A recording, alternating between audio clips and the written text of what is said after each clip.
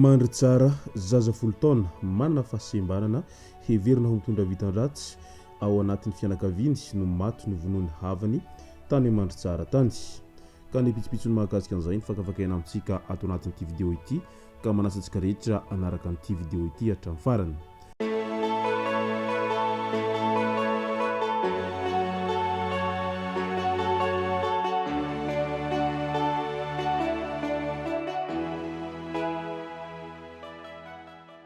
Ny tonga tsy miaraba honina mantesitra ka dia faly miaraba isika rehetra mpanaraka tsy tapaka ny chaîne ity ny tenako amin'ny androandroany ity arakan'izay efa natsipiko zay dia ny mahakasika an'ilay famonoana zaza tany Mandry tsara no tena iomparantsika ato anatin'ny ity vidéo ity. Tsy voasambany ary efa maro na ihany koa efa hatramin'ny ela no matetika foana isika mandre sy mahita an'ireo trangam-piarahamonina izay tahaka nytony ny tranga tany Mandry tsara amin'ny hoe misy ny zaza izay lazaina fa mitondra vitan-dratsy. Tsy voatatoato izy io fa efa hatrany ampiandohana dia efa fanaontsika malagasy foana ilay minomino fahatany amin'ny zavatra tahaka an'izany,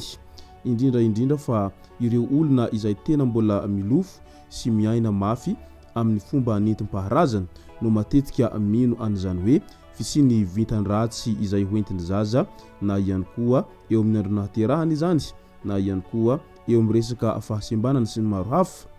Ary matetika rehefa misy ny fahasembanana izay indrindra fa ny fahasembanana avy any am-bohoka voateraka ilay zaza dia raisitsika zavatra hafa foana izy ireny ary raisintsika ho toy ny hoe izay mitondra vitan-dratsy sy ny maro hafa izay. Nefa tadidio fa matoa misy ny tsy fahatombanana izay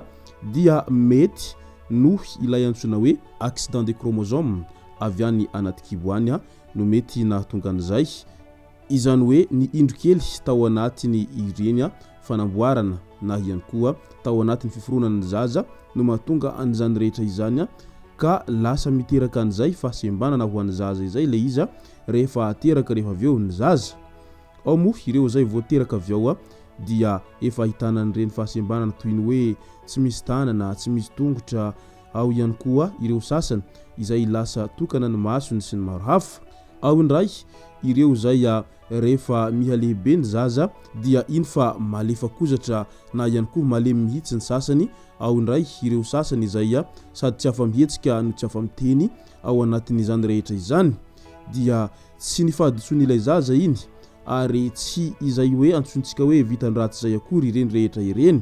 fa ireny dia nohony tsy fahatombanana ao anatin'ny fiforonan'ny zaza no mahatonga an'ireny rehetra ireny na ihany koa ny tsy fahampiny ireo hery izay no entin'ireo ray aman-dreny tao anatin'izay hoe fiforonan'ny zaza izay no azo lazaina fa mety ahatonga an'ireny zavatra rehetra ireny fa tsy misy an'izany hoe mitondra vitan-dratsy io na ihany koa mety hitera-doza ho an'ny fianakaviana ilay fahasembanany ilay zaza izay. Tao anatin'izay antsoina hoe finonom-poana izay na ihany koa finoana zavatra sy ny hery miafina izay no nahatonga an'ireto fianakaviana ireto tany Mandry tsara tany no lasa nanaovinao foana tao anatin'izany rehetra izany satria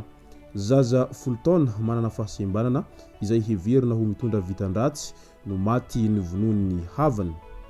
Clario no anaran'ilay zaza folo taona izay manana fahasembanana io. Mampiahiahy ny fianakaviany ny zava-misy olona telo ao anatin'ny fianakaviany no fantatra fa maty tampoka izay nisesisesy ka izay no nahatonga azy ireo nilaza fa nitondra vitan-dratsy ilay zaza izay manana fahasembanana ary mendrika ny hovonoina ho izy ireo hatrany. Efa nisy fotoana natoka-monina ilay zaza no hidina anaty trano fa tsy nomena sakafo. Tovolahy roa lahy no voalaza ho nanomana ny tetry-dratsy mba hamonona an'ilay zaza. Nalain'izy ireo tao anatin'ny trano nisy azy ilay zaza ary noentin'izy ireo no tapahandoha amin'ny toerana fanaovana fombafomba mba hampitsahatra ny fahafatesana eo amin'ny fianakaviana. Razana tapadoha efa tsy nisaina intsony no hitan'ny fokondolona izay nipetraka teo amoron-drano tamin'iny andro ny 4 Jona 2024 tao Ambalajia izay komina Ambilan'ny Fagno distrikany Mandry tsara. Nosamboran'ny mpitandro filaminana avy hatrany ireo nahavanondozy ireto farany izay zanadrahalahiny rain'ilay zaza izay manana fahasimbanana izay maty novonoana izy ireo hatrany. Midika izany fa tena efa nivadika biby indray ny olombelona amin'izao fotoana izao satria tsy manana fo miantra ary tsy manana fo mahay mangoraka ny hafa izany intsony. Ny havanao ve ny zanadrahalahinao ve no manana fahasimbanana nefa dia vitanao no mamono mahafaty azy ao anatin'izay famonoana ankitsirano zay. Tena mahalasa saina ihany ny zavatra tahaka an'izany. Mba fon'olona tahaka n'inona aza no mahavita zavatra tahaka an'izany nataony reto fianakaviana izay namono an'ity zazalahy kely 10 taona izay manana fahasimbanana tany Mansara ity. Izay no heverin'izy ireo fa mitondra vitan-dratsy eo anivon'ny fianakavian'izy ireo ity. Mendrika ny ahazo sazy izay farakin'izay mafy ireto nahavanondoza ireto na ihany koa ireo izay isany naniraka anireto tovolahy anankiroa ireto hamono an'ilay zaza sembana izay tao anatin'ny fianakavian'izy ireo zay satria olona sady efa manao foana no mpamono olona no manana toetra ratsy mitovy amina toetrana biby izay ireto olona nahavanondoza ireto. Olana ara-pitiavana indray no niseho tany Toamasina tany satria fantatra fa tovovavy iray izay mpianatra ao amin'ny ENS Toamasina no namono tena fa tsy maty ary nisotro asidra iray litatra moa ity tovovavy ity tao anatin'izay olana ara-pitiavana izay. So ihany fa vetivety ireo namany izay namonjy azy sy ireo mpitsabo tany an-toerana tany no namonjy an'ity tovovavy izay nisotro asidra ity fa raha tsy zany angambany dia efa faty mitsirara angambany no hitany olona raha tara kely ny famonjena an'ity tovovavy izay tratrany olana ara-pitiavana atany amin'ny ENS Toamasina ity. Ka ny hafatra hatrany ry ranabavy sy rahalahy na dia mafy tahaka ny ahoana aza ny olana eo amin'ny fiainana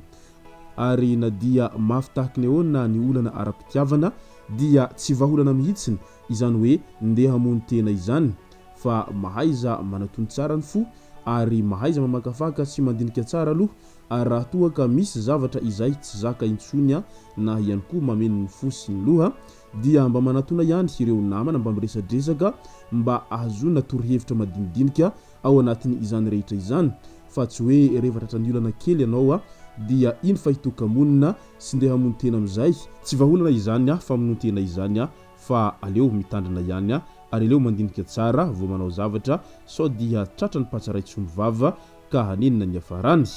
Izay no masaka azona roso tao anatin'ity video ity tompolasy tompovavy misoratsika rehetra nanaraka an'ity video ity hatramin'ny farany. Azadino ny milaiky ny video antsika ary tsy arovatrany ny miabone amin'ny chaîne antsika mba ahafahanareo manaraka sy tapaka ny video azy lefa nahita isan'andro. Tompolasy tompovavy mankasitraka dia mirary soa.